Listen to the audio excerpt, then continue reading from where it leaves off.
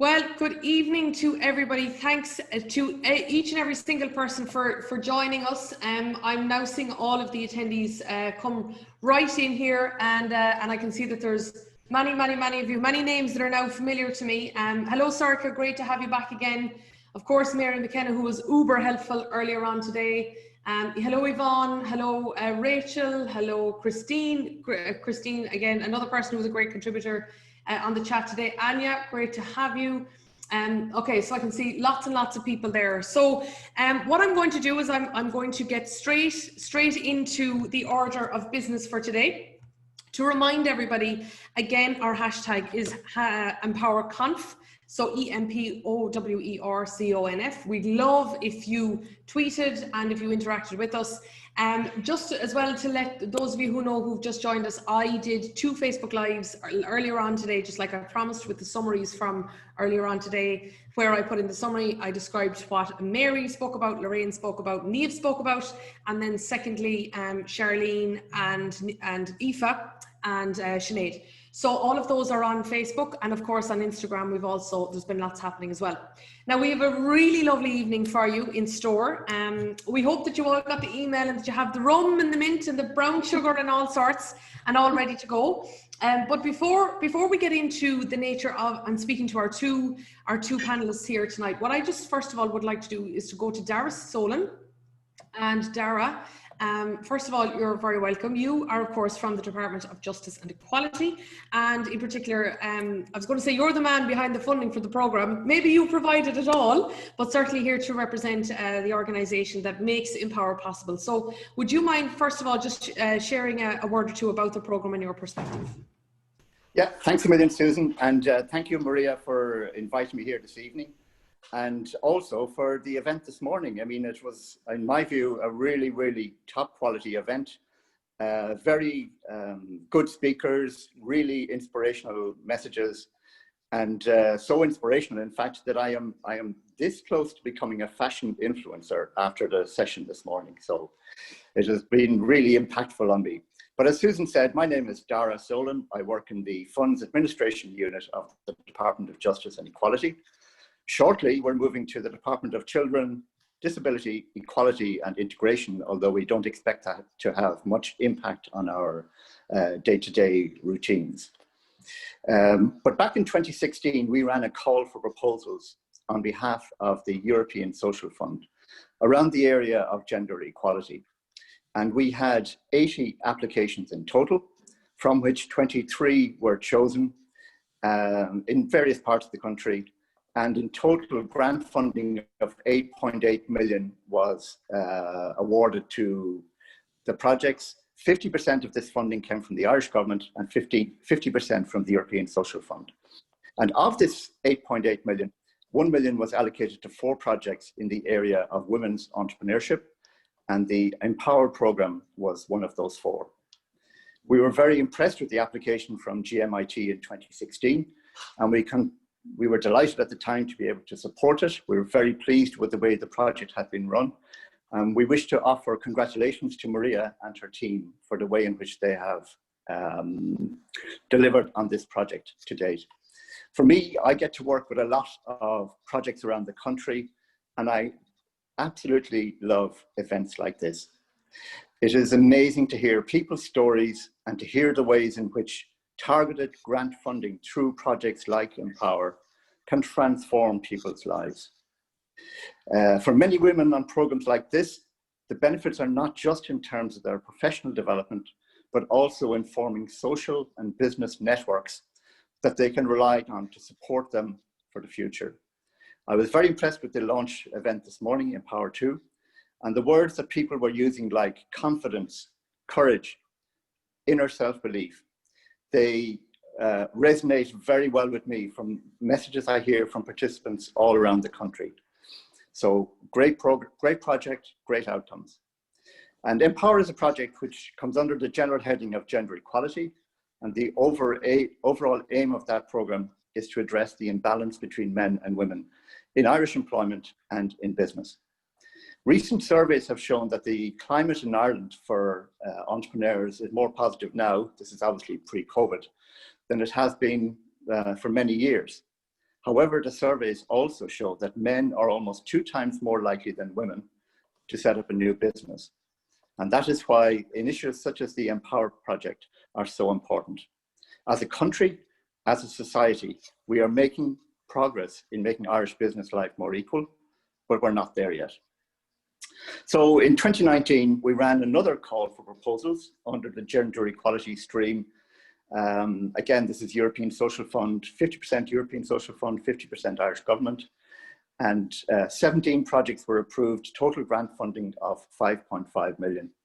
And I'm really pleased to be able to report that GMIT was successful in its application there too. So that's why the new Empower 2 project has been approved further funding up to the end of 2022. 2022 also is important for another reason, because it's the end of the current European Social Fund programme. It's 2014 to 2020, but it actually ends in 2022. We are aware that there's a further programme coming for the period from 2021 to 2027. And we very much hope that there will be opportunities to fund similar projects under the new programme. And if I may, Susan, I would like to offer or challenge the participants on this call to offer suggestions as to how the existing funding stream or the existing projects, many of the people who are on this call have been on the Empower programme and they know this better than anybody else. Are there things that can be done better, can be done differently, that would help the funding achieve more in its ambitions? I would like to offer particular thanks to Maria and her team on behalf of the department for the way in which they've run the Empower programme. And I really look forward to working with Maria and particularly Sandra on the new programme. To the graduates of the Empower programme, I would like to offer hearty congratulations. It takes courage to sign up for a programme like this and determination to keep going when I'm sure it often wasn't easy.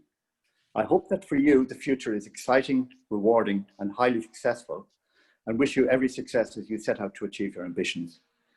To all the participants on this call, I hope we all have a wonderful evening, wherever you are. And despite what I voted this morning, I really do hope we get to have these sessions face-to-face before very long. Thank you very much. Thank you very much indeed, Dara. And I have to say, there has been several comments that have been coming in that I'm just going to read out here now. First of all, I reiterate Dara's request, or his opportunity or his challenge to you is, so what would you like to see maybe that could be done differently or that could make it better than ever? So Katrina, for example, says, my suggestion, stipends for participants in Empower similar to the structure of New Frontiers. Rachel says, as a past Empower participant, I can honestly say it has been absolutely instrumental in building a successful business. Maria is an outstanding facilitator and has always made herself available even when our programme ended. The friendships that have developed are lifelong. Katrina Waters says, here, Vicky, Maria, you've been such a steady, unwavering support to us all. Assumpta said, delighted to continue with Empower Growth with Sandra and Declan. That is, of course, Assumpta, who had a great day already today, winning the prize earlier on. Also, as well, Sandra said, definitely all about career change and personal development. Vicky said, excellent programme all round. Well done to Maria and the team and all the support provided over the past 12 months. Assumpta says, much kudos to Maria, an amazing lady who really cares about women in business and driving us all on to succeed. And one last one is Mary McKenna says that I think Dara would make a great fashion influencer. Ladies, what do you think? So you're topping the poll there now. You already have a new following, Dara. I learned a lot from the influencers earlier on today. George says, Dara, thank you and the department for the support for Empower 1 and now Empower 2 programs for the GMIT hubs. And Rachel says, would love to see more spaces on the Empower Growth. So I believe, Dara, you do want people, you genuinely do want the feedback to come in. So obviously people can send it through here on the chat. Is there any other channel you want them to send it to, directly to Maria or any other place? I suppose they could send it to, but if people want to email me, they could do it at dxsolan@justice.ie. That'd be fine. I'll put that in. Perfect. Thank you. Thank you indeed, Maria. That would be great. Super. Well, so please do, just like you did today, please do keep the comments coming in through the chat. I am really vigilant to it over here. If you have questions and answers, of course, you feel free to send them in there too. Right. So Maria, the woman of the moment, I have to say, I'm seeing your fan club appearing here in my right screen. So could you maybe just speak for a little while? I know you spoke today on Empower broadly, but specifically on this cohort and your experience, please. Absolutely. I just wish, I suppose, first of all, that I suppose that we could deliver the event physically would have been fantastic. Not Susan, that we would still have had you physically, but I'm just a little bit disappointed. The end of April, we were meant to have the event, all getting together, having a big night of it and enjoying ourselves and kind of just capping off Empower. It wasn't meant to be, but I have said to all the women, and hope you can all hear me on the call, that we will do it again. 2021, we'll get together and we'll have some sort of an alumni get together, and maybe hopefully the new Empower as well. We'll make the club a little bit larger and stuff. But what can I say about Empower? First of all, I'll reiterate what George has said there. We have to say a big thank you to the Department of Justice and Equality. Dara in particular has been of a huge support to me. I am worried now that he's going to be getting into the fashion sense and I won't be able to get a hold of him, or when I go on these calls, he'll be all spruced up and I'll be worried the way I look. But anyway, no, I want to say a big thank you to Dara, because he has been a huge support to me. And there's a lot of, I suppose, work that comes down from the EU, and he guides me with that, which is very, very important. And I have been on to the women and I have to get statistics back to them, and all of the women have been very forthcoming with that, which is hugely important, because that it's all about giving the information back as well, so they can see how the program moves on, and how we get on. Does it improve the environment here? And so I guess I talked about it a lot this morning, so I'm not going to go into the whole program again, and everybody that's here knows what it's about. We've had huge support. I mentioned it this morning about the whole "it takes a village to raise a child," and I really feel like that would empower. I got huge support in the region. I went out to so many different people straight away when we got the funding, and everybody was on board with me. And I didn't have to. There was nobody I had to beg. Everybody said this is brilliant. We'd love to support it. And I mentioned them earlier: the local enterprise office, the Network Ireland group. And thankfully all the women now have joined, even, well, some of them had joined before, but a lot of them have participated and joined into the networks. And in Donegal and Sligo similarly. It's great to see. I think that's what it's all about. As Dara mentioned, their confidence is a big one. And if you find peers, I mentioned this morning, I think the big thing for me out of Empower is the friendships, and also the support that each woman has given each other. That has been enormous. I could give examples of that. There was one example I didn't give this morning, where we had one woman who was gone to a health conference in Dublin, and I remember seeing this kind of message with WhatsApp groups, and she was saying to another lady, I won't mention any names, but she said to her, get on the train. I have a place to stay in my hotel tonight. I've just met a really good contact for you. And the lady jumped on the train and joined her in Dublin. And I often thought about that afterwards, saying, I work in the Innovation Hub for years. I've never seen that kind of thing going on. So what I noticed about women, it's very much the team element. Everybody helps one another. Nobody's trying to outdo one another, which is lovely to see. And it's, if you see somebody else doing better, I noticed that with the groups, they're delighted, they're genuinely delighted for each other. And I think that's really nice to see. And it's probably an element of, the female thing anyway, the social element. But it really came through on Empower. I won't say much more, because I'm dying myself to hear the speakers and watch Sept do something nice for us. We all need it at this stage. But we did launch our case studies. I have them. I didn't really know how to bring them on here tonight, but I'm going to put them up on the website, guys. So everybody who has, I suppose, contributed to it will be in it. And those of you who haven't, you'll be still on our website anyway. I know people are super busy, so not everybody could be on it. However, I hope I've captured, kind of the various case studies and stories. And I think that's very important for the next Empower as well. And hopefully, as Dara mentioned, there's another call maybe in a year or two. Hopefully we'll be in the mix for some of that stuff. But if there's Susan, with her wonderful IT skills again. So that's kind of what the brochure looks like. And there's, people can pick from it and look at it, and feel free to share it. It's there for everybody to use. But it's about capturing, what went on, what kind of businesses were on the Empower.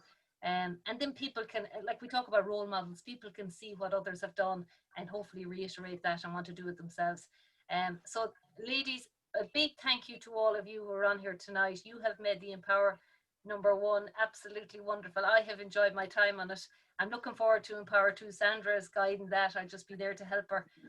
But I couldn't have had a better couple of years, 3 years with you all. And I hope, as some people have made the comments, we'll keep those friendships. We'll keep meeting. We'll have those alumni sessions, and we'll be checking in with you all, seeing how you're all doing. It's not ended just because tonight is kind of the closing part of it.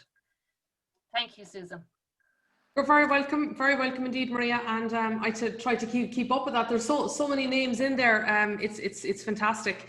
Lots more of you have joined since we started speaking, so you're all really welcome. Just to reiterate what Dara did ask is that, like, from a Department of Justice point of view, is there any way or any feedback that you have about how the programme could be amended or changed in time to come? I've loads of messages. I feel like Jerry Ryan on the Ryan line here, you know, I really do. So just to read them out, because they're really lovely. We're delighted at Jeanette says, we're delighted at IT Sligo to be involved with the Empower programme. Work with Maria and Sandra and the team at GMIT is a great experience. Then Dara said, or sorry, Rick Officer said, Dara, many thanks to you and the department for your ongoing support. Rachel said, I hope you have a crown for Maria. Can't wait for the big get together. Vicky then said, great idea, Maria. Something to look forward to in 2021. Now, interestingly, Mary Finn was wonderful all day today, commenting a lot in the chat. She said, this type of event just proves how flexible, adaptable people we all are. Rachel said, well done, Dara. Katrina said, well done. Huge thank you to GMIT and the department for their support. Then Sandra said, love the idea of getting the ladies from Empower 1 and Empower 2 together. We'll make it happen. Sharon said, thanks, Maria, for all your support to Network Galway. Janine says, Maria, proud to have participated in your programme. You're a powerhouse for creativity enabling. Mary, I think this is Mary McHugh. Heartiest congratulations to Maria and the team, a super team, and more than that. Really thankful for all the support professionally and personally. Maria goes above and beyond. It certainly takes a village, so many supports, and love to support too. Thank you, Maria. Rachel says, absolutely, Maria, a wonderful team spirit. Then we have Mary McKenna says, big love for Maria Staunton. Support and friendship are so important, as it can be a lonely old road, amplifying each other and thinking about how you can help other women. Evelyn said, well done, Maria, the heart of Empower. Louise said, Maria is a living legend, a phenomenal support to everyone who knocks on her door. A massive congratulations to you and the team for a fantastic programme and event. Catherine said, congratulations, Maria and the team. Such a fantastic programme with super people. I'm grateful to you all. Maria Flannery said, this happened because of you, Maria. You treated everyone as an equal. Well done to you and your team. Elaine Kennedy said, Maria is a true champion for female entrepreneurs in the west of Ireland and an All-Ireland winning captain to boot. Huh? Elaine. I have Declan Droney to thank for that, but anyway, yeah. Now, as quick as I'm reading them out is as quick as they're coming in. So I'm going to go to Nolene and I'm going to, because it is important. And Rachel says, haha, she kept that secret. She certainly did. I have spoken to this woman an awful lot for the past 3 months and I didn't hear a bit about it. So absolutely what we'll do is that I do wanted to go through all of those. But in the meantime, what I'd now like to do is go to our first speaker, which is Nolene Blackwell. So Nolene will be familiar to many of you. Right now, she is going to spotlight her up there from the Dublin Rape Crisis Centre, and of course, before that, she would have been familiar to many of us on our screens as the woman behind and in front of FLAC, the Free Legal Advice Centre. So, maybe first and foremost, you might take us through your own, not through, I suppose, your own career, Nolene, but your own leadership career, because that is the essence of what tonight is about. It is all around people, and particularly women in leadership and moving forward in their journey. And, you know, you've heard a sense there now of the friendship and the empathy and the support and so on. So in terms of your leadership journey, could you tell us a little bit about that? Yeah, so Susan, I will, but actually it's not that interesting, so we mightn't spend that long on it, because in truth it's only other people who have ever kind of put me in that position of saying you are a leader and you're able to do something. And I kind of take it right back to the fact that maybe I never developed beyond 2 or 3, or maybe 3 or 4, when I learned to speak, and I discovered a couple of phrases that have stood the test of time with me. And one of them is, it's not fair. And the other is, why not? So those are the two things that you hear kids saying the whole time, and I don't know that I ever got much further than that. So in many ways, what I have done in terms of just a work pattern, I trained quite by accident. I trained as a lawyer when I was very young, no legal background, no real understanding. A friend of mine was going to do law. I thought it sounded like a nicer job than national school teaching, even though I hadn't worked out the holiday stuff. But so anyway, that's what I did. And what law did do was give me a way of a framework for kind of understanding the world and understanding rules. And I love an owl rule when I get a handle on it.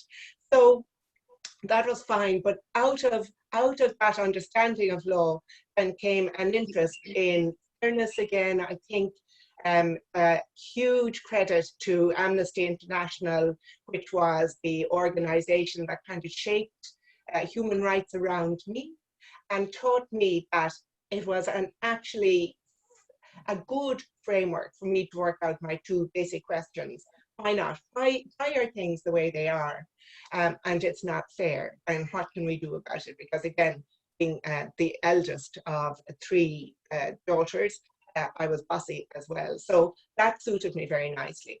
And I think really in some ways, everything that I have done since then in terms of maybe making this kind of, getting me the privilege of coming along here tonight, getting me to meet Sorcha O'Grady, who told me about Maria Staunton. So I did know about the fact of her being a winning Mayo captain, Susan, before you did. All of those kind of things, meeting you, getting the chance to speak to people here this evening, has all been about ways in which I maybe have felt a bit of a need to speak up about something. Because it just doesn't strike me as right, and maybe it strikes me as something I can do something about. And so I did it. I practiced as a solicitor, first in Tipperary, very happily there for a number of years. Then I had my own practice in private practice in Dublin. I found myself getting more and more involved as a volunteer with Amnesty International and later with other organisations, and also getting very involved with the Department of Justice, indeed, but a different division, the asylum division. I did a lot of asylum and immigration work and a lot of family law work. Came across a lot of injustice in those areas, and I suppose those have built. And I still think there might be questions. It's not fair, and what can we do about it?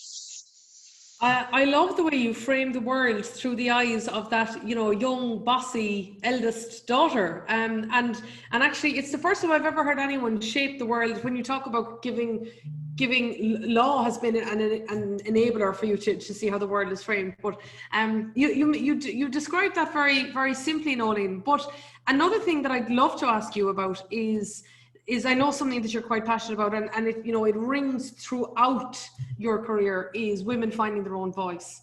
Yeah. I mean, obviously, we could talk about that from the point of view of your current role. We could talk about that from the point of view of the people who would have been coming to FLAC.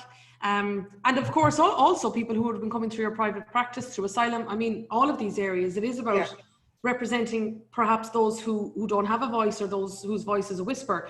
So could you tell us a little bit about that in the context of what the Empower program is all about, which is enabling women to go forward and to go higher? Yeah, so I, from the little you told me, even just when I came on the call here this evening, and from the little bit I know of the Empower program and the people who are on it, I think I have nothing at all to teach anyone. So all I can do is somehow share my own insights about that area and about women's voices and how they have waxed and waned over time, and how difficult that has been, and maybe just work back from where I am right now in my current role, because this is where I saw it really clearly.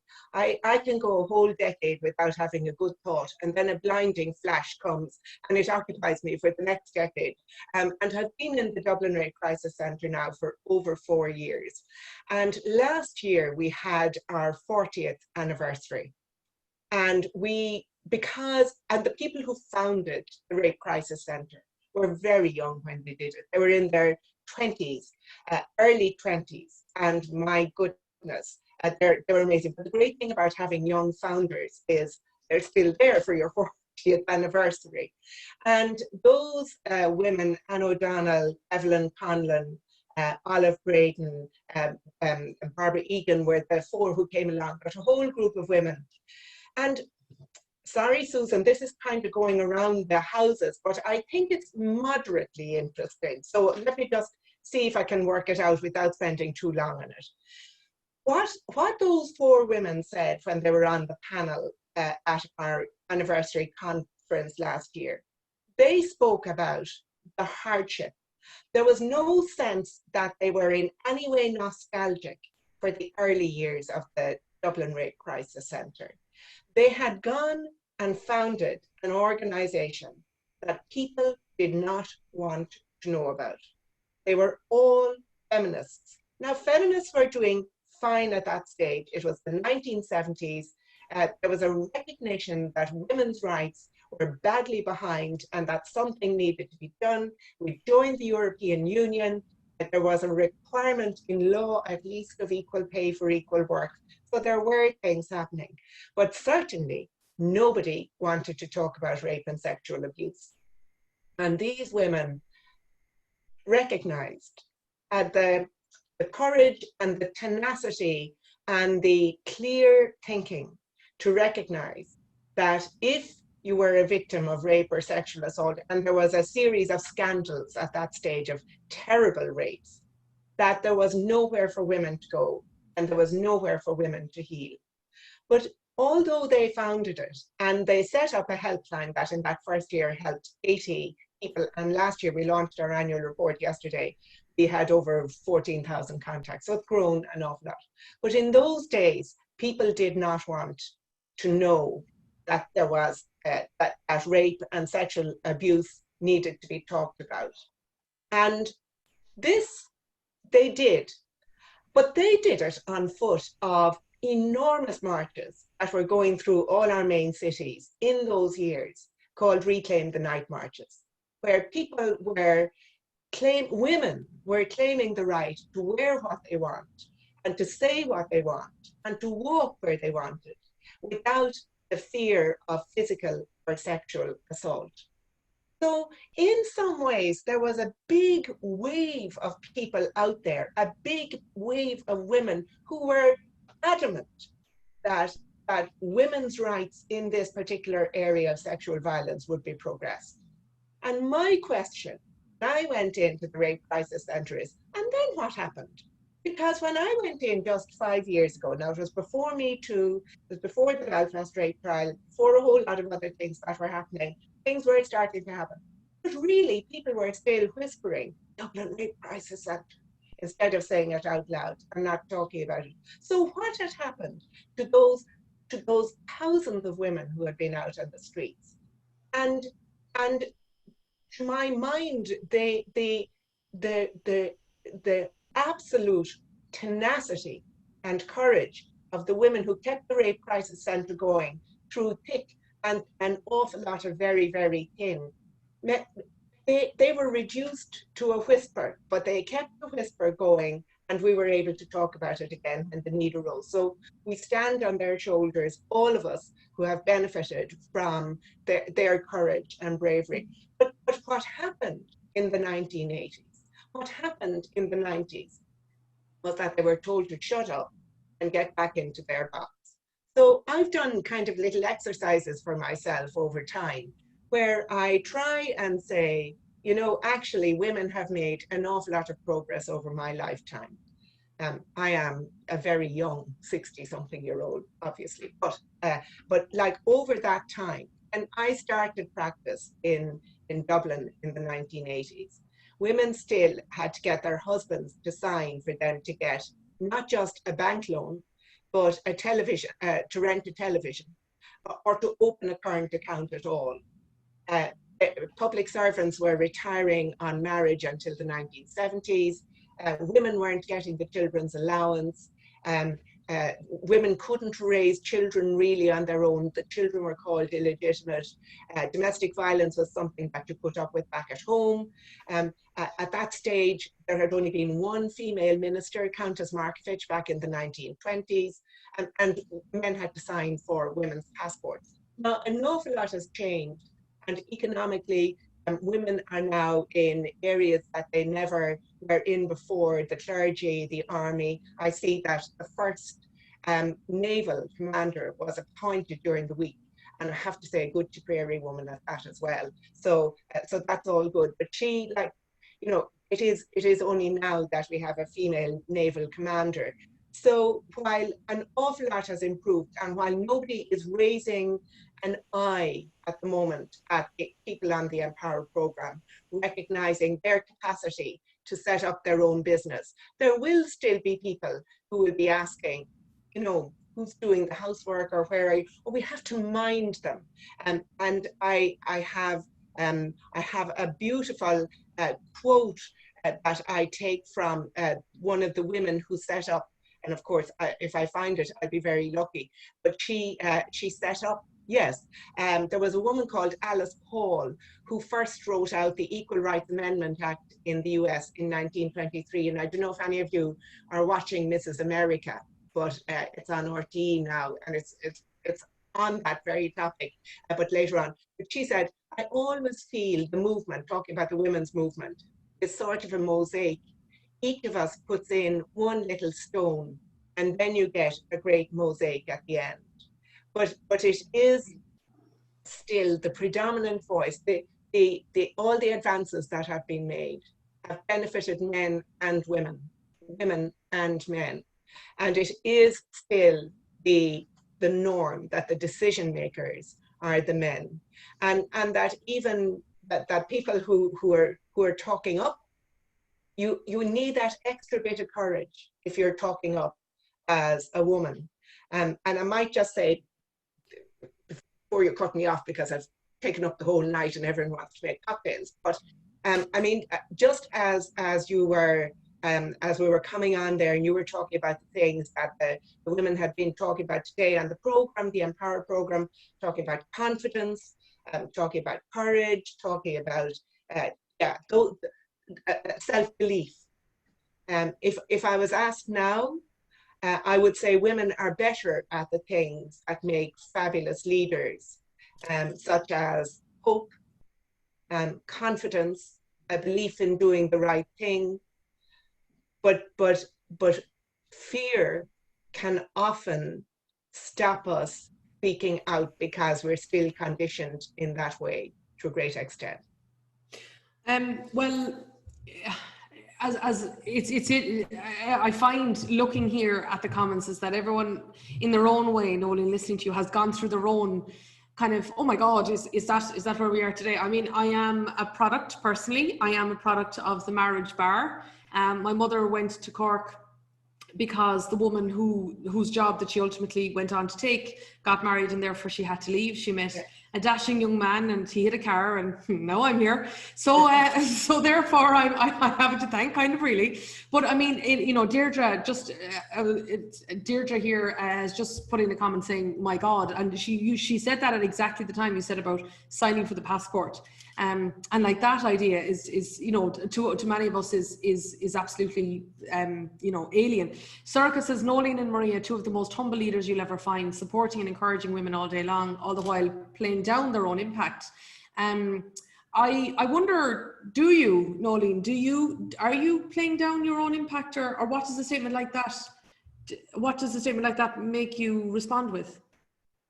So first of all, I wish I was up there with you, so that that's what I want to say to Sorika first. But it's just I think we tend to. I think women tend to. They are clear. They are more cautious about claiming their own value and worth. But sometimes I actually think that's just plain common sense as well, because when I look at the certainty with which certain leaders will proclaim things, I I'm not, I think maybe I'm just cautious anyway, but I have got better at it over time as I realize actually that we need to name it for everybody, because it's not just, this isn't about women versus men, and because gender has become so much more fluid as well at the moment, it's not even a great concept, because so many people are not conforming to the stereotypes. Nonetheless, we are, for the most part, brought up with those stereotypes well embedded. All the books we read, all the music we hear, the poetry we read, the films we see, you know, all of these conform to the stereotype, where we are more cautious at, I think women are more cautious, or so-called modest, at claiming their own self-worth. Now, again, I don't think it matters, because I think other people take what they want out of it. And this is another thing that, just having spoken to you, following Maria's very kind invitation to be part of this, and having spoken to you, Susan, I started, of course, trying to work out, you know, what women in leadership was going to be all about. And you get totally bogged down. And the reason is that the people that I value as leaders are not necessarily the people that you value, because what resonates with me is people who will speak out, because that's kind of my piece of work. In terms of Dara and the fashion influencer thing, on the other hand, I often think Sinead Burke, one of the little people who has made the cover of Vogue magazine now, you know, she dresses so beautifully, but she dresses to highlight the issues of disability. And I just think, there's smart for you. You know, it's just different people have different ways.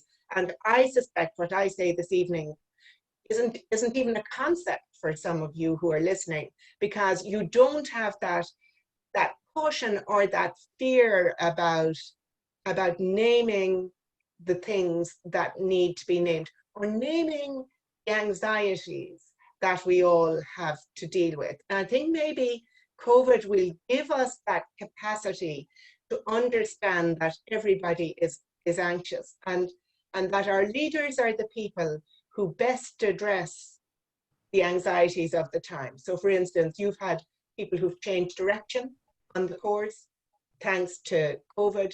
Wow, that's really impressive. And then you will have ones who, in spite of the restrictions, will say, we're still going ahead with what we wanted to do anyway, because good will come from it.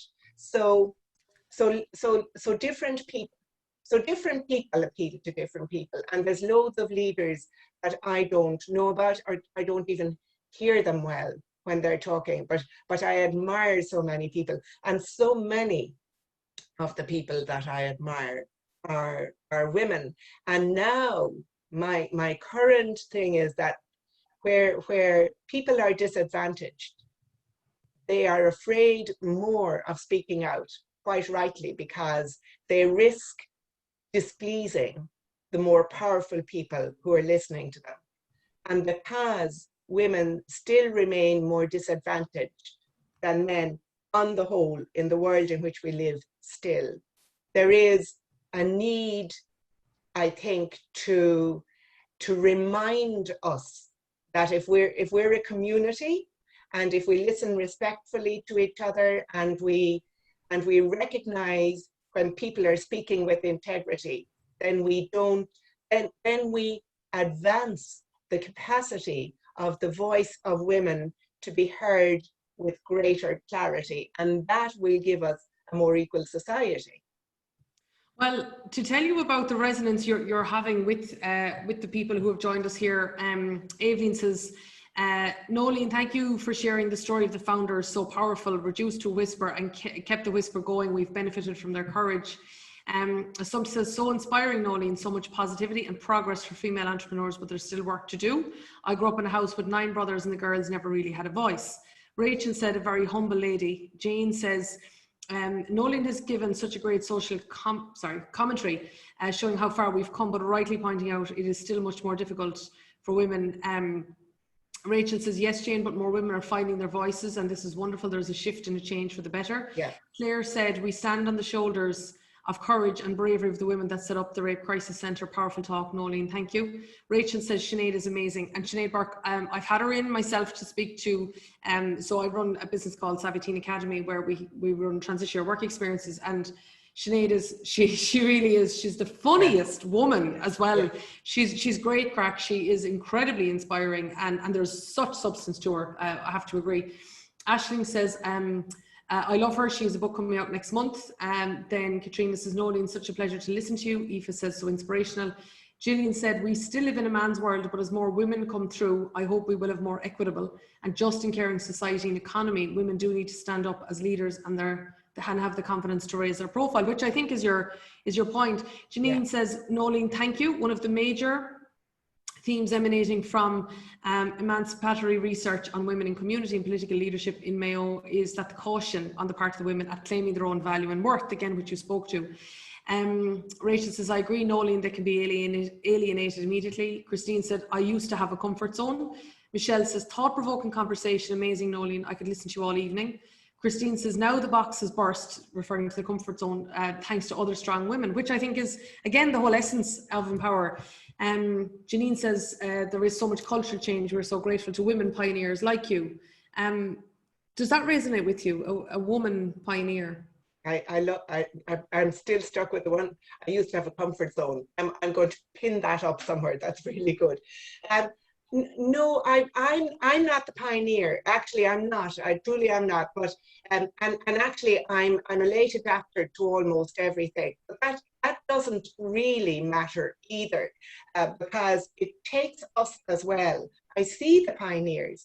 I know who they are, and you see that. And that's another thing, I guess, that you will have seen in the people on the course here is curiosity, because they're asking the big questions like, what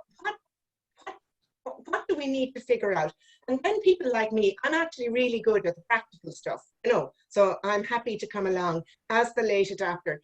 But it doesn't mean that I don't have my part to play as well. If I don't do that late adaptation, I can't speak to the people who will listen to me. So for instance, the brethren, and I use the word advisedly, in the legal community, to a great extent, it is a very hidebound establishment with wonderful people, men and women in it.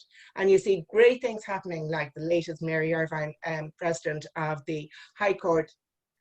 But there was a time just in the justice system, and this has not much to do with anything, but I was on a board where I was doing a good bit of international travel. I used to say there was a time when our Chief Justice, our Director of Public Prosecutions, our Minister for Justice, our Garda Commissioner, and I had our Chief State Solicitor, and I had one or two others, were all women.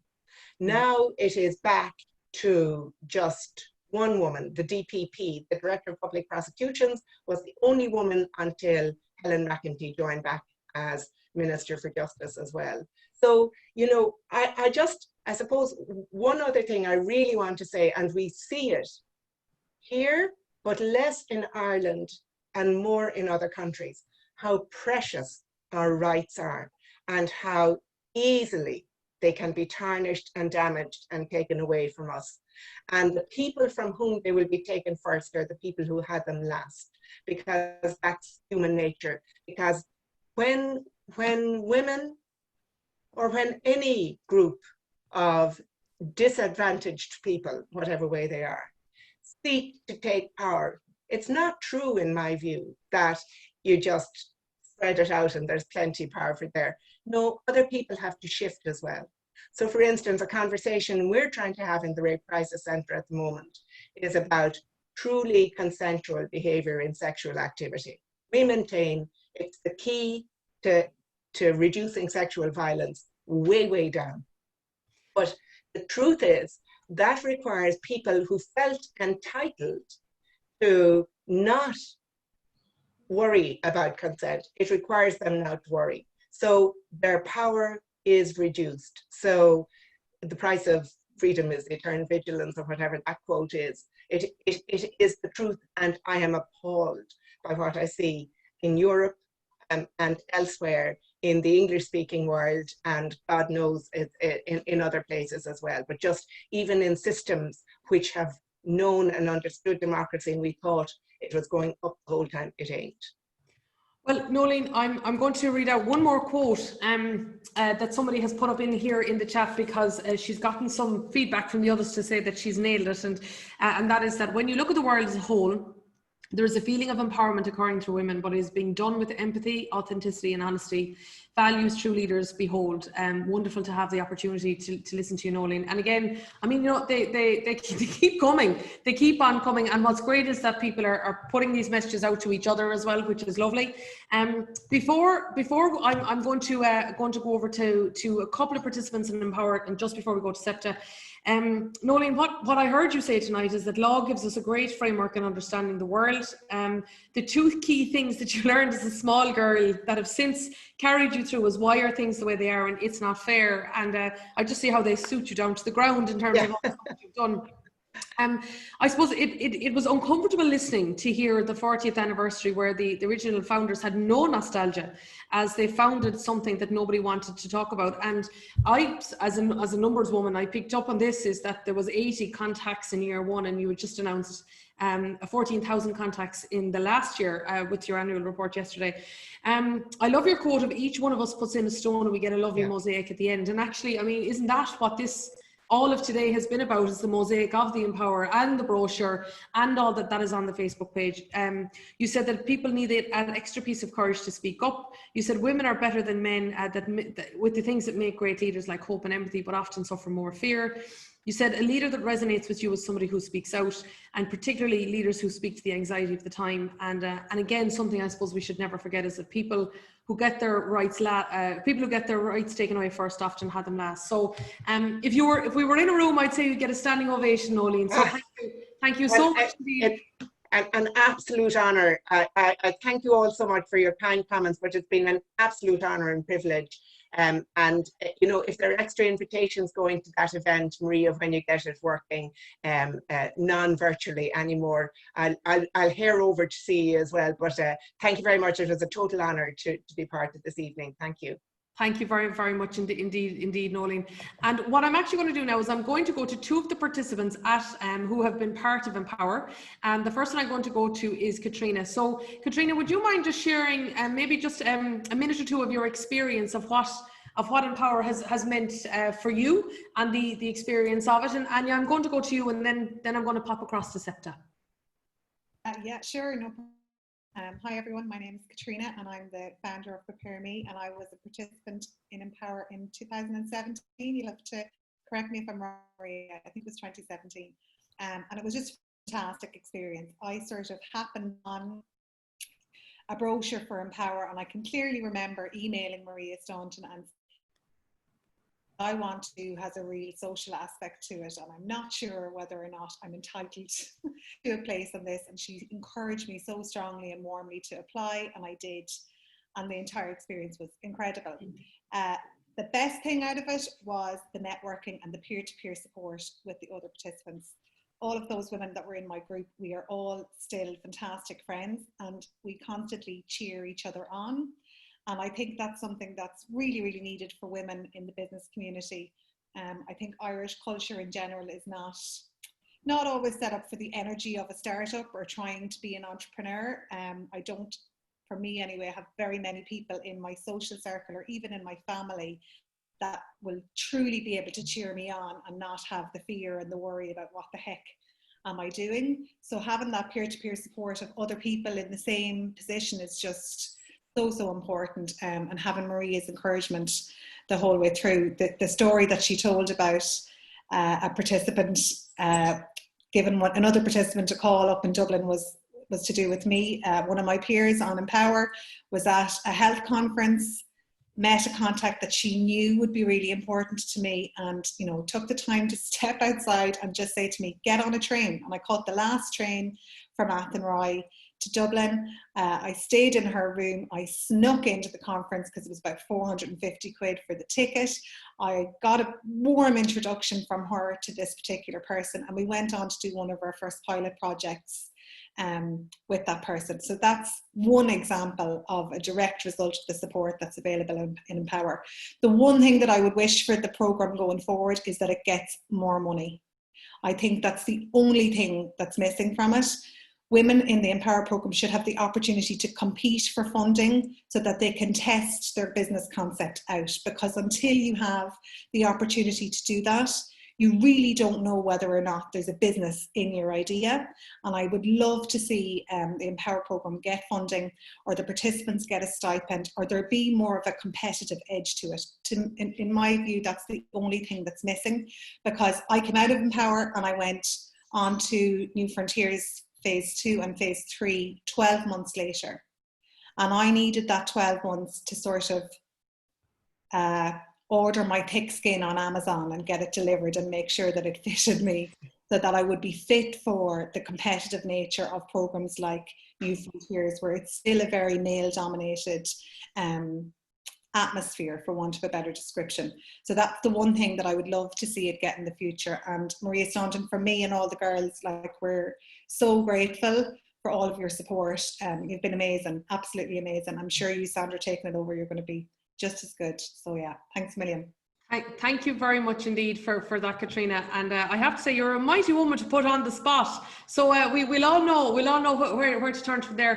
And some really lovely comments coming in there to you personally as well. You've clearly got, well, sure, look, I'll read one out. Katrina encouraged me to apply for Social Entrepreneurs Ireland Academy. Forever grateful, super encouraging. I would not be where we are today. Another Katrina, founder Kinship Care Ireland. Woohoo to the ladies of 2017. And they're having their own thing going on there now. So on that note, I'm going to bring in Anya.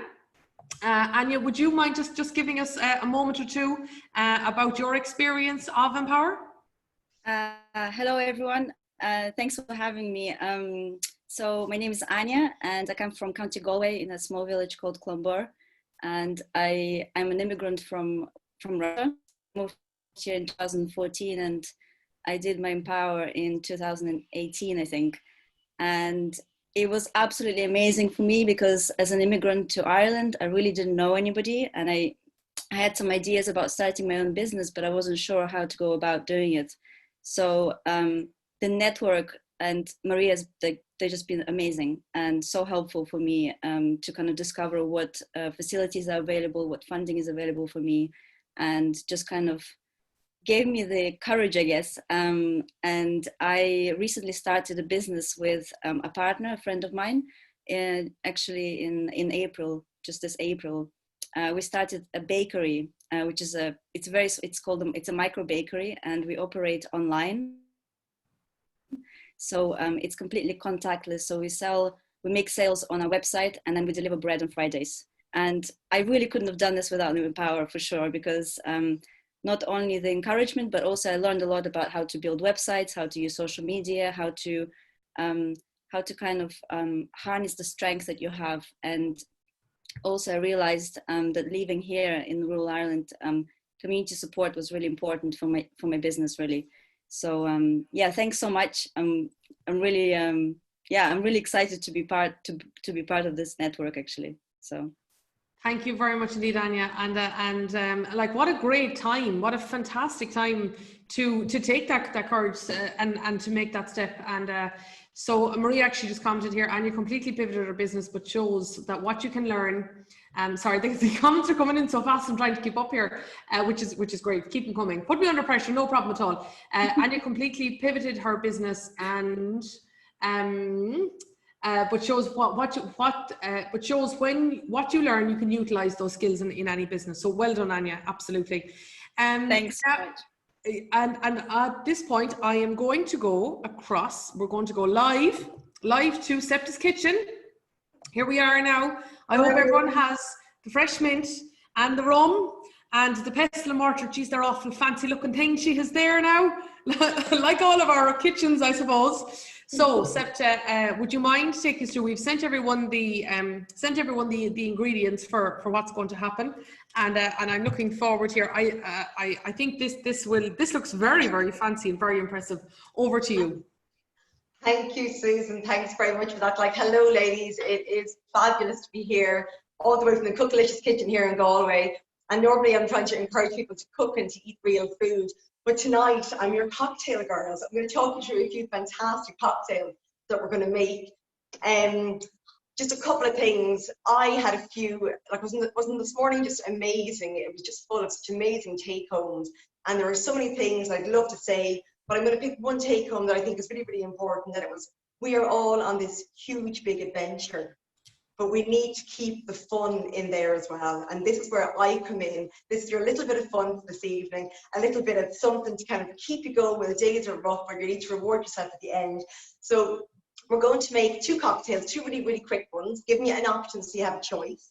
We are going to make a lovely minty mojito, and we're going to do my version of a cosmopolitan. So you need a glass, you need a pestle and mortar, or a jug if you have it, or a little rolling pin, and a jug. You need some, this is for the minty mojito, you need some Bacardi, some lime juice, some brown sugar, and a spoon, and of course a knife.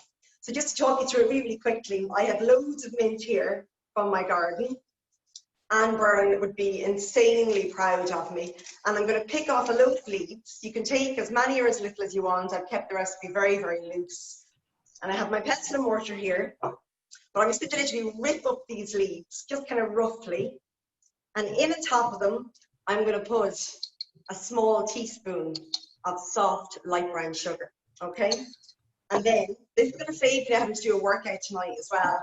I'm going to get my mortar, and I'm going to literally bash the mint against the side of the pestle, and that sugar, you'll see it, the sugar starts to literally break up and bash the mint, and around about now your kitchen should be starting to smell fairly fantastic.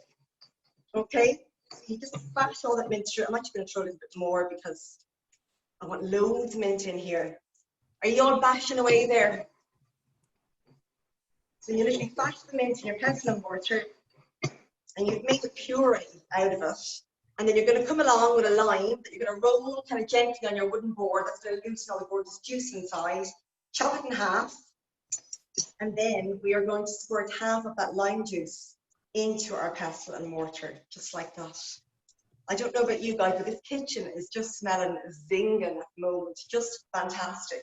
So I'm going to mix it slightly again, take out my mortar, get the spoon that I use my sugar for, and literally loosen all of that green goodness from the sides. So you have this green goop that looks like that, but it smells amazing. Get yourself a nice tall glass, and into your glass pour in all of that lovely green, minty, sugary concoction. I'd lick that if I got away with it, but I won't really. So you have this in here like this. We're going to get a bit of ice to add in there as well. I've got a little bag of ice, and I've said crushed ice in the recipe, but like I know people aren't going to have crushed ice. So what I do when I haven't got crushed ice and I need some is I pop it into a bag, I get my rolling pin, and I do it fashion. So you see girls working or cooking is like a little workout as well. We're going to literally tip half of this ice in on top. Just letting you know there, Septa, that at this stage there's people in here. Anya says that they've come up with a concept for a new show called Cook with Septa on Sunday. The Gin Kitchen with Septa, says Rachel. I mean, you know, we've got a branding agency going on right now. All we need is Dara on his new show when he's streaming live on Snapchat to be giving you now the thumbs up. When I'm in my kitchen cooking these days, all my demos are online at the moment. I'm generally in my bare feet, but I smashed a huge big tub or a big glass jar earlier. So the kitchen corner is covered in glass. I'm here with my little slippers on. Get yourself your rum, guys. Bacardi is rum. You can use regular white rum. You can use a nice kind of dark, really, really toasted, flavoursome one. So I'm going to use a lovely dark rum for this. And I'm going to pour in about 60 mils, or just under. It doesn't need to be exact. And then I'm going to top it. I'm going to give it a little stir. And I'm going to top it with some, what have I got? Soda water. You can use tonic if you want, like the soda water is better because it hasn't got quinine in it. So top it up with your, oh, mind the bubbles, and literally get a nice straw, give it a little stir. Doesn't that look amazing? Green goodness. Anya says yum, Claire says yummy, Rachel says can you open the door, we're all outside. We are good. I bet you all are outside. And there we have our beautiful minty mojito with our gorgeous rum and sugar and lime and your little bit of rum in there, loads of crushed ice. This is like a little hats off to Maria, who is a complete and utter superwoman. She's fantastic. We're going to enjoy that now in a minute. But if rum isn't your thing, I have another one for you. So we're going to do a cookish version of a cosmopolitan. I'm going to clean my mess up here. The water's filled up everywhere. And I'm going to get myself a little, I'm actually using a NutriBullet top. So normally you're making your gorgeous healthy smoothies at home. This is great for making cocktails too, because like most of us don't have a cocktail maker in our own house. So a NutriBullet top, or you can use a jug if you haven't got one. And for this, you're going to need some vodka. You're going to need some cranberry juice, some orange juice, some lime, and what else? And some pomegranate seeds. And this is super quick to make, really, really easy. You need about 2 parts vodka. So I just use a small little measuring cup that I have at home. And I'm going to take about just under 2. Once you're using the same cup for each one, it doesn't really matter how much you're going to put in because the proportions will be the same. I'm going to add in 1 part cranberry juice in here. You can see you're getting all of this lovely immune boosting goodness in. So 1 part of cranberry going in there as well. We're going to put a ½ part of orange juice. I'm going to shake it just to release all the gorgeous juicy bits from the bottom. This is practically a health drink, isn't it? Practically counts. I think like they're like, you know, part of your 1 of 5 a day. You've had 2 of your 5 now in here. So a little bit of orange juice gone in there as well. And we are going to take the rest of our lime that we had earlier and squeeze a little dash of that in. And we're going to throw in some crushed ice. We kept half in the bag earlier. Mine is nearly gone to water at this stage, but we'll get away with it. And literally pop your lid on, give it a good stir to combine everything. Do a bit of Tom Cruise.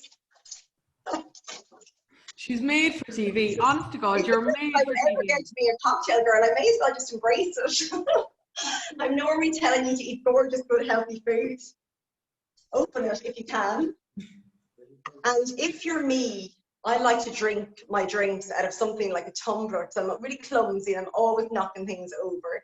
So you can use a little tumbler for your Cookalicious Cosmopolitan, or you can be very, very posh and use your martini glass. I think we'll go posh tonight, will we? I think so. So literally tip in your gorgeous Cookalicious Cosmopolitan. Everyone has oranges, lemons, limes in the house this time of the year because we're all trying to keep you know what away. So boost our immune system. I'm going to take a little strip of orange peel, pop it on top, and I'm going to throw in a few little pomegranate seeds. Do you know these? They're absolutely gorgeous. I'm always trying to shovel them into the kids, like, you know. And it generally works. And I'm going to tip a few of those in as well. So literally pop them in on top. And that's just to make it look really, really, really pretty and gorgeous. So every woman on Empower, every woman here tonight, very humble to be in the presence of you, deserves to have a couple of empowered cocktails up their sleeves. And I hope this is it. So cheers, girls. This is your gorgeous minty mojito. Here's to all these amazing super women out there. But I think I'm going to have a little sip of this one.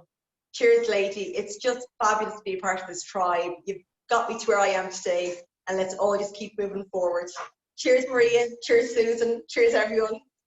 Honest to God, I mean, in all fairness, whoever came up with this idea, fair play to them, fair play to them. I'm glad that we have got to see you in person before you take to the small screen. I have to say, I really, really do. Well, I'm going to tell you, I'm sure it's lovely, yeah. Believe you me, I won't be drinking on the job now here. I love the way you hold up the jar of pomegranate seeds for us to smell them and tell us you're shoveling them into the kids. So Fiona says she is amazing. Rachel says taste vision. Jerry says fabulous. Cheers, empower her. Janine says sláinte Septa. Evelyn says brilliant Septa. Catherine says cheers. Katrina says fab Septa.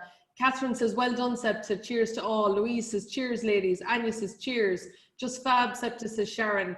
I could go on and on. Rachel says priceless. I'd watch you all day. Anya is currently sending her husband to the shop. Fiona says love to be drinking a few of those with our Empower group at some point. Cheers all.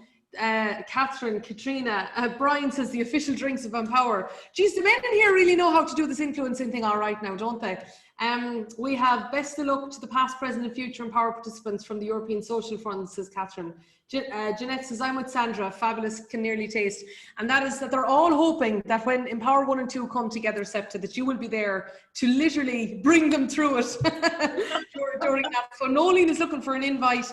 Septa is being brought back by popular demand. Maria says she needs her own slot on TV. Anyone got a contact? We need that perfect, we need that happy personality. Catherine says official drinks, haha. Well done, Septa. Thanks so much for your time and for your, and certainly for the way in which you've navigated that. That's absolutely fantastic. Thank you. So now it gives me great pleasure to bring Claire Desbonnet to your screen, which I'm going to do right now. And there we go. So Claire, Dr. Claire Desbonnet, I should say. First of all, tell us a little bit about you, because your career and the journey has been so interesting. I don't want to leave anything out. So why don't you start and take us through where you've been and what you've come through? Okay, thanks Susan. It's a real pleasure to be here tonight, and I'm humbled to be here speaking to so many great ladies. Knowing your speech was just fantastic, and to hear the ideas from the Empower program are wonderful. So a little bit about myself. I'm a Mayo woman. I grew up in Achill. I'm the eldest of 5, and I think I learned to be a leader because I was the eldest. I got all the jobs, you know, take this one here, feed that child, do this. And probably at an early age, I learned to empower people to get them off my back so I could do my own stuff. So I think it was a good learning. There's probably a whole story in your place in the family and what you turn out to be, but that's probably a different discussion. But I was passionate about science from a young age. I took off down to the University of Limerick to do industrial chemistry, and I stayed there for 8 years. I continued to do a PhD. The research and the learning, just, you know, it really, I suppose it ignited me. I actually probably wanted to be a doctor, but I'd fainted the slightest bit of blood. So I threw myself into science to change and be part of, you know, medicine in that way. So my early career took me up to Henkel in Dublin, better known as Loctite. And if any of you have ever seen the glue stitches, you know, that you get instead of sutures, I was involved in developing those. So the early ones were really runny. So if a rugby player had a stitch to be done on the pitch, it could run and glue his eye as well, which wasn't great. So we actually came up with the right formula to make it thicker, but do the same job for wound healing. And then the West came calling for me. My husband is from Galway. Despite our name, Debonnet, he's a Galway man, and we came to Galway. I went to Boston Scientific. They make lots of stents and devices. Real, I suppose, passion for making devices get to the people who needed them. And I was always in individual contributor roles then, in those roles. And I moved to Roche in the same type of role, Roche, just outside Ennis in County Clare. And I was there working on lots of drugs, new cancer drugs and drugs for, we say, immunosuppressants. So Sept is a drug you take when you have an organ transplant, and it helps your body retain the transplant. Worked on a lot of that. But a big change happened for me in 2010. I went from being this individual contributor, delivering patents, delivering great science, being part of contributing to new drugs, to becoming a leader. I became the leader of the quality assurance group. And it was very different. I went from being in control of everything I did now to having a team, and they had lots of work to do, but I wasn't really in control of how they did it. So I had to learn and adapt new skills. And I would have said that was the biggest transformation in my career, but it started me on a path of realizing what a leader really is. You know, I accidentally kind of fell into it by being encouraged. But once I got there, I realized the passion I had for delivering great science transferred to the passion for delivering great teams, developing people to deliver the science. I didn't have to take away my passion. I just had to get to it in a different way. And I take the view that being a leader is a privilege. You have a privilege to take people through their roles and work, but you often, as a leader, affect people not just in their job, in their whole life. You know, work and our environment and everything has an effect in everyone's whole life. So through Roche, I progressed from a manager to be one of the site directors, and I had the opportunity to run the site for a while. And in that time, I suppose there was lots of discussions about glass ceiling being broken. A female had never done that. A female had never ran the maintenance department, had never ran the production plants, had never ran the site. So there was lots of discussion about that. But I found from that I'm in a position of privilege of leadership. I moved through my roles, I learned, but my journey to leadership, you know, was quick and I found it relatively easy, but not everyone had the same story and not everyone had the same experience. And when I looked at my qualities, like I'd be a little fearless, I go for something, I'd try it out, I'd want to take on something new. I was inspired then to see what I could do to help other women within my own company. And then I have started to become part of Network Galway, Network Ireland, part of other groups, and part of the Work Equal Conference with Sonia Lennon. So I started to realize what I have achieved, I can try and help others. So that's a summary of my career and my leadership style. Well, I think first of all, I mean, I'm intrigued with the point you made there about that it was easy. Particularly the earlier part is easy, but you had to do a very difficult job with Roche, didn't you, Claire? I mean, but would you mind telling us a little bit about that, because that certainly sounded well. I'm going to let you tell the story, but that was a challenging thing to do amidst that leadership. Yeah, so I suppose that's the most challenging part I've had in my career, apart from moving from being an individual contributor to being a manager, was in 2015, Roche decided to sell the site in Ennis. So the site had been there over 40 years at the time and was a great site in terms of producing lots of life-saving medicines, great history, no quality issues, no safety issues, really well-performing site. But it was just unfortunate that that site and 4 others were being sold or closed, because the way we make medicine is different. The site in Ennis was built in the 70s when you needed to make blockbuster medicines. You needed huge vessels. The medicines we make today are made on a smaller scale, they're more potent, and they're more individualized or personalized. So it was a consequence of advances in medicine production and the way the business environment is. So it was a very difficult thing for the site to have to deal with initially. So in 2016 and 17, the site was unsuccessful at being sold. It's a 70-acre site. It was very hard to get a buyer to come to the site that would make a profit, to fill the site products and make a profit. So we had to close, we knew we had to close the site, but we couldn't close it until 2020. So from the middle of 2016 to 2020, we had to keep the site open, keep a portion of it open, make life-saving medicine, but then close it. So we decided, like, what can we do to make this the best experience for everybody? The best experience will be to make sure we did the job well, our patients were still served, but the people working there at the site would have the best opportunities for future afterwards. And I suppose that's where the big challenge came in. And, you know, there was lots of discussion about how would we do that. You know, we knew over the 3 years what the production volumes were. We knew what we had to make to serve the patients. And some of the feeling was maybe we'll just plod along and do that, and maybe give some people training at the end, their CVs, and help them for interviews. But there was a different feeling from a number of us to say that, you know, the people here at the site contributed to great science, to new medicines. You know, they've invested a lot in this site. You know, can we invest in their futures? In 2016, a number of people had left us and had interviewed locally, and we'd gotten feedback that they were great people, but they were maybe, I suppose, Rocheified. They've been with Roche 20 years. They didn't maybe present themselves or the terms of what we're doing in the right language. So we got a hint that we needed to upskill in that area. But we also got a hint of what's coming for the future in the manufacture of devices and medicines and operational excellence, and like it's a lean way of doing things. Toyota, who make cars, were the first people to look at it. It's a structured, lean way. Is the future. It's the future for agility. It's the future for adapting. It's the future for moving different processes. So we decided to invest in ourselves as the leaders first, to learn the tools for this, and then actually then teach them to the site. So it was a leader-led program. We had to engage people, and I took on the role of being the coach, looking after the behaviors and the coaching. And I suppose my biggest role in that was making people realize that the behaviors really mattered. You know, in a scientific organization, we love tools, we love KPIs, we love sheets, we love problem solving. But the behaviors around how you do things, like I've always felt since I've become a leader, are more important to have them right and the foundation them right than just the tools.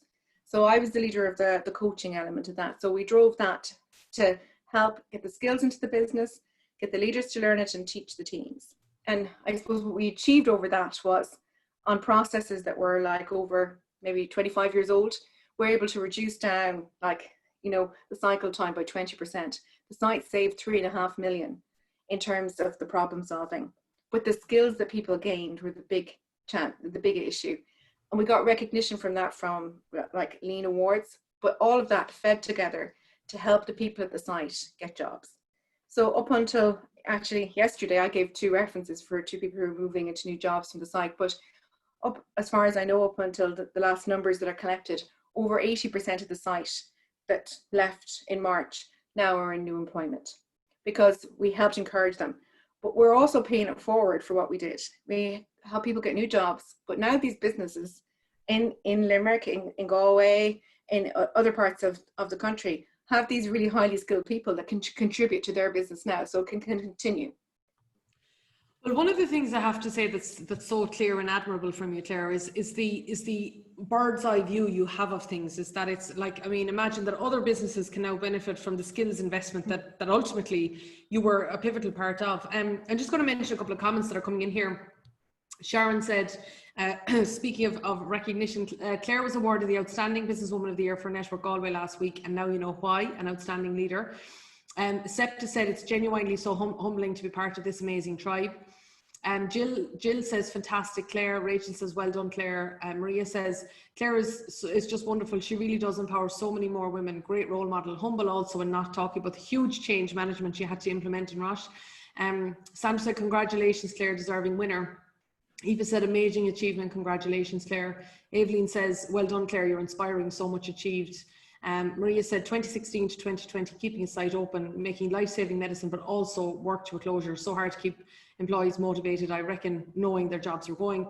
And Dara said, congratulations, Claire. Fantastic story, fantastic achievement. And Katrina says, congratulations, Claire, on your award. What a story. And I'm sure that they'll keep coming. But Claire, how did you take care of you throughout all of this? I mean, to go from an individual contributor to become a manager, then to becoming a leader, there was part of your role there when you became managing director. You know, now you're in a different environment. Because one of the things that came up this morning, a question that was fed into us that ultimately I put to all of, particularly the influencers, was work-life balance, and particularly the area we looked at there is, does social media, being very active in social media, eat into that work-life balance? So look, it's a topic that everyone talks about in environments like this and others. How did you and how do you take care of you? Yeah, you know, it's a great question, and I think it's something that we all have to be aware of. It's something I have to learn, and it's something I'm really good at times, and sometimes I get caught up in the busyness, this has to be done, everything.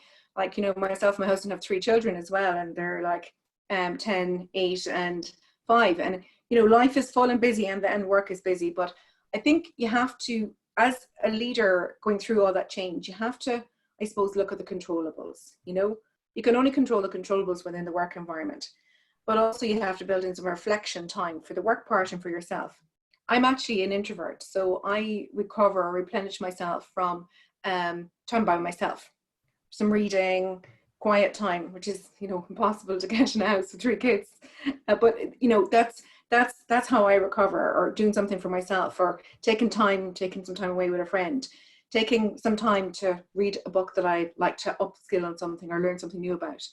And I have to be purposeful about that to make sure that I can build that in, so that I can then be my best self within the family and my best self then when I'm in the work environment.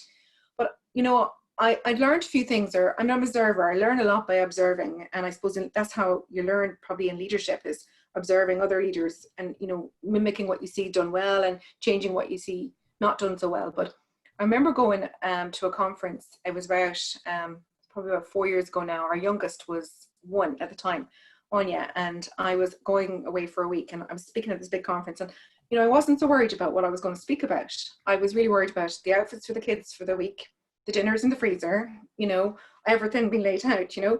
And just before I went to the conference, I was at my GP for something, and you know, she asked me, and I told her, and I said, I'm all organized, I have everything done. And she asked me, if my husband was going away for a week, would he have done the same amount of prep work that I would have done? You know, and I said, no, but that's my job. And she said, who said it's your job?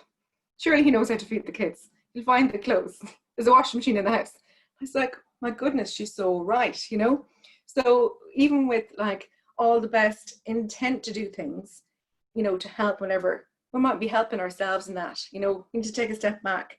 We need to, you know, have equality in the home, especially if both people in the home are working in a family, you know, but we more than just for ourselves, for the next generation. I have 2 daughters and a son, but I want my daughters, you know, and my son to have the same opportunities, but I also want them to see that equality. So, you know, I learn things along the way, but it's very important to take care of yourself. And oftentimes when, you know, you hear someone's story and you hear about the success they've had, you see that's the top of the iceberg. Underneath the iceberg is much more. It's the dedication. It's the maybe, you know, getting through things when they're difficult. It's the good habits. It's the, you know, looking after yourself. There's a great quote that I saw from Buddha, and it says, what you think you become, what you feel you attract, and what you imagine you create. And I think that's so important. And especially as women, we can take on lots of things at the one time, which is probably a strength of ours, but, you know, make sure that we're taking on time for ourselves, the way we speak to ourselves. You know, are we hard on ourselves? Sometimes women, we expect ourselves to be brilliant at work, brilliant at home, go to the gym, do everything, all of these things. You know, we might speak to ourselves in a way that we wouldn't speak to a friend, a colleague, a loved one. You know, we really need to take that time. So for me, it's the time alone, the reading, a bit of meditation, reflection, and, you know, a night away with the girls. God, you have the blueprint. You really, really do have the blueprint there. And I think the Buddha quote is important. And I also think, as somebody who doesn't have kids myself, but as I mentioned earlier, I do a lot of work with teenagers. I'm really aware all the time when I deal with hundreds and hundreds of teenagers a year, what they're seeing. And obviously what they see, they don't question because it's always there. So yeah. I think you're spot on there in terms of the behaviors that you emulate at home are ultimately the ones that your daughters and your son will learn thereafter. Couple of points that are coming in here. For example, I have to go way up here again through all of this. I tell you this much, if anyone was to download all the chat that I have looked at here all day, you would never again need any motivation ever again in your life. So Claire is a wonderfully inspirational woman, says Claire Ryan. Great speech, Claire. Jeanette says, congratulations, Claire. Learning so much from everyone tonight. Thank you. Assumpta, this is so true. So I think this is the conference point you made. That is so true. I can totally resonate with that. The last person on the list is mum. I've cooked dinner for everyone and then flew out the door to meet someone, even without having time to eat. Vicky says it's knowing when to set boundaries and to stick by them. Difficult to do, especially when brought up to be there for everyone else, but it's vital. Otherwise, you will be no good for anyone if you don't. Maybe, Claire, just on that point, boundaries, whether it's professional, personal, the introvert in you needing the boundaries of the space, or whether it is the boundaries you put between, you know, when you become a manager. It's a one-word question, boundaries. Yeah, I think boundaries are very important. It's very important for me actually to figure out, you know, how I start my day and end the day, and even the clear distinction between work and home life, which is very difficult at the moment with the COVID situation. You know, I was actually trying to do something in the kitchen this afternoon and the kids were all talking, and it's actually very, you know, this situation is making it more difficult. But I think boundaries are very important, and boundaries are very important to figure out what you're trying to do in your work, in your life, everything. Like, I'm a huge believer of knowing your purpose and your why. Like, my purpose as a leader is not, you know, to create success for myself, it's to create success for others. You know, my purpose as a mother is that my kids all have equal opportunities and grow up to be good to be, you know, to be good adults, good humans.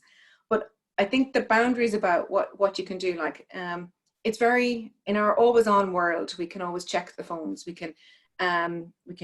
we're replying to emails really late, we can you know, check things all the time. To have a time to do those things is very important. And you know, sometimes it's the crisis and you might need to be on, but only have it around that. Like, don't let everything be the crisis, because if you don't get time to switch off, and if things start to blur too much, you know, I've seen from a number of friends and colleagues, unfortunately, that, you know, have had the always on and have had stressful jobs, and then have led to a situation where there has been burnout. And that's not where anybody wants to be. And that's not where a place that you can easily recover from. And that's also not showing a great example for our next generation. So I think whatever works in terms of making sure that you're clear on your time frames, but also, I suppose a huge thing for me on boundaries will be integrity. You know, integrity in what I'm doing, integrity and connected to what the purpose of what I'm trying to do. And well, I think having that sense of a North Star, that sense of knowing your why and so on, that has to be immensely powerful as a leader, but not just of a leader of a business, but leader of a home as well. It's an interesting point Sandra puts up here. She says, Claire, did having all that prep done give you peace of mind going to the conference? You know, it probably did, you know, give me peace of mind going. But, you know, if I thought about it, and if I had discussed it before with my husband, I didn't need to do it, you know. Like, you know, and I was giving him all these, you know, all these, like, do this and this and this. And he said, look, my priorities are, I'll feed them. You know, no, he said, I'll keep them alive, I'll feed them, and they'll be as clean as possible, right? So he didn't need all the stuff that I'd done. So it probably gave me a peace of mind, but it took up a huge portion of my time where I could have been spending the weekend actually with the kids, you know, as opposed to getting ready for the following weekend. You know, I think that's what's important. Like, it's a team effort. We're all in it together. I saw a comment jump up there. It's a family effort, and it is a team effort, and it has to feel that way. It has to be that way naturally. But sometimes it takes a discussion on that. You know, often as women, we take on all the roles, and we might assume that we're the only ones that can do them. But we're not. We're absolutely not. And to really have that role modeling for the future, I think it's the right thing to do. And I'll go on through the comments here, because they dovetail naturally in there with what you're saying about don't assume, have that conversation.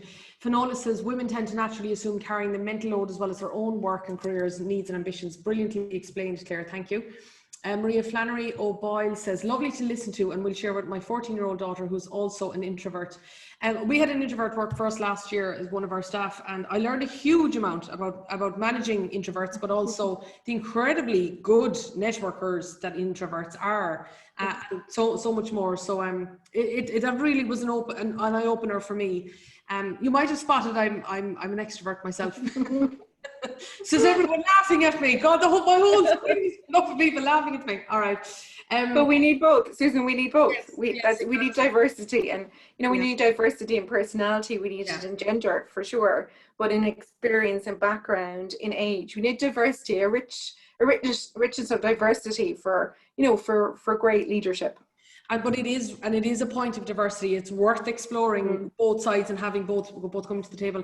Guilt is often a huge issue for women. Agree, it's important that we have time out too. Hugely important. Jane says, Claire is such a clear thinker and so articulate, and that's what strikes me about you, Claire, too, is the clarity of thought that you have. I agree with you, Jane. A joy to listen to. Deirdre said, spotted this recently and it rang so true. Women are expected to work like they don't have children and parent like they don't have a job, even with a supportive spouse. It's a challenge. Sandra says, I agree, you need to empower your children too. It's a family effort. Rick said, a terrific take-home quote from Claire, my purpose as a leader is to enable success for others, not for myself. Sept said, fully agree, Sandra, total teamwork. Catherine said, yes, mammies definitely go on autopilot. Vicky said, a fellow introvert here, Claire. Yvonne said, you're a fantastic motivational speaker, Claire. Thank you for your insights around leadership, purpose and balance. Septa said you can be both an introvert and an extrovert. Yep, you can be an omnivert for sure. And as we bring this particular section to a close, Claire, what do you hope? I suppose I kind of want to wrap this around where to finish almost where we started with the path that Nolene set out, which was looking back and seeing how far we've come. So let's say your daughter is here in, you know, your eldest is here. Let's give her 15 years until she's on the Empower program herself. And let's say I'm given the honor of interviewing her too. And let's say that she is describing the future as she sees it. What do you hope she sees? What sort of, is it, well, sorry, I won't prompt what I think you might say, because I have no idea, but what do you hope that her ambitions for her future at that age would be? Yeah, no, it's a great question. And, you know, it feels like it can be hard to imagine that, but I suppose what I would really hope is that she sees a more equal society in a whole, that she feels that she's had every opportunity, the same as her brother and any of her male friends. But I would hope that she would see it all over, you know, leaders in the world, leaders in our own country, leaders in sports coverage on telly. That's a huge problem in terms of for girls. Like, girls finish, there's lots of research that shows girls stop their sports activities around 11, 12, 13. And some of it is due to, you know, body image and that. But a lot of it is due to what did they see on telly? They don't see female sports enough to encourage them to do that. So in that, and also in, you know, in a bigger, wider society, I think that she would see and feel that change. But that she would see that she can achieve whatever she wants. My mom was a great motivator for me and a great inspiration. She's no longer with us, but she had a great saying in terms of, you know, let your difference be the difference. You know, I suppose I felt a bit different in school in that, you know, I always wanted to learn, and, you know, I asked for extra homework and I got, you know, teased and all that. But let your difference be the difference. And also, you know, what anybody else thinks of you is none of your business, you know, drive that way. And I try and instill that on my daughters. But what I would see is, you know, Mum was always saying as well, you can do whatever you want. And as I went through life, I could see the opportunities, but there wasn't always the opportunity to do whatever I wanted. I'm trying to pave that way within business and bring other women into leadership to do whatever they want. But I don't want my daughter to have to do that work. I'd like me and others to have done that so that it just happens, that it's, you know, we're not having discussions in 15 years time about ratios on boards. We're not having it about ratios in leadership teams. That, you know, we are moved past that. I recognize the need for it now, and I recognize the need for the encouragement, but that we've moved past that. That's what I'd like to see. Well, I mean, I saw Nolene Blackwell nodding furiously to giving the double thumbs up there for sure, along the way, which I just think is so deserved. And again, just like was said there earlier, just about the whole idea of clarity there. I really like your mum, I have to say. Yeah, oh, she's amazing. Yeah. I'd have got on. Well, we didn't need to save Sept there now. If we had a oh, hello. Is there someone there who's going to come in and say hello to us? So, what I'm just going to read out some of the comments here that have come in here. Mary McKenna says, that's Mary from this morning, who we all know. Ambivert here, didn't even know this existed until a few months ago. It explains a lot. Having known Mary for a few years, it actually does. Sandra said, I completely agree with Claire. When you let the husbands help, they're happy to do it. We need to respect their different approach and goals, keep them alive and fed. I'm a social introvert. Mary McKenna said, thanks to all the evening speakers. What a wonderful day, an inspiring day it's been. Thanks again, Maria, Susan, Sandra, and everyone who participated, sponsored, shared, and really joined in. Sept said some very nice words to me. She said, you're incredible at what you do, Susan. I'm in awe of your energy. Thank you, Septa, but I think we're all in awe of you tonight. Janine says, Claire, inspiring role model. You've created your own opportunities. Katrina says, let your difference be the difference. That's tweetable. That should be a hashtag or Instagrammable or something. Dara, we'll need your expertise here. Vicky said, well done, Claire, a real inspiration to us all. Sheila says, Networks Award, well due, congratulations, wonder speakers and a pleasure to listen to. Maria said, again, as I touched on in sports, if we cannot see it, it cannot be. Hugely important. We see this in all aspects of society. Rachel says, a wonderful evening, fantastic speakers. Claire, you're an inspiration. Thanks. Maria, Susan, Sandra and the team. Katrina said, you're bang on, Claire. Biggest ambition for Empower will be to become unremarkable and not exist, which is an interesting point there, Dara. which is to become unremarkable and not exist in 15 years because the playing field will have leveled and it won't need to. Rachel says, here, Trina. Brian says, an inclusive society. Sept says, Claire is so grounded and amazing woman. So yeah, the love is real. The love is real, all right, coming in here. So thanks again so much, Claire, for all of your time and for your insights this evening. So at that point, I have now to bring the evening to a close. And well, just as I was about to do that, Rachel is summing it up for me. She said, I logged on this evening with no particular expectations, and I must say, I've been blown away. Such inspirational panelists. Thank you for your time and information this evening. Very motivational. And I just tell you a very, I suppose, a brief story to really bring this to a close is that when I met Maria and Sandra back, I met them first back at the start of June. That was when we started working on this. And they said what they wanted was to have a real celebration. And at that time, the numbers were declining really fast in terms of the unmentionable, as Sept mentioned earlier. So there was a potential that tonight could have happened. And then Maria said, look, no, it really, let's not take the chance. And she was right. But what they wanted to achieve was to have a sense of celebration, to have a sense of positivity, and to have a sense of, well done everyone for whatever part of the journey you took. Maybe it was you started a business and you didn't expect that you would succeed, or maybe you're getting to the next level and you struggle, or maybe you feel you're on your own, or maybe you feel there's something wrong with you, or maybe you feel that there's something right and you can't get at it. And I have to say that, I know I said it earlier on today, but the panelists and the speakers have made my job so, first of all, wonderful to think I had a ringside seat, but secondly, so easy.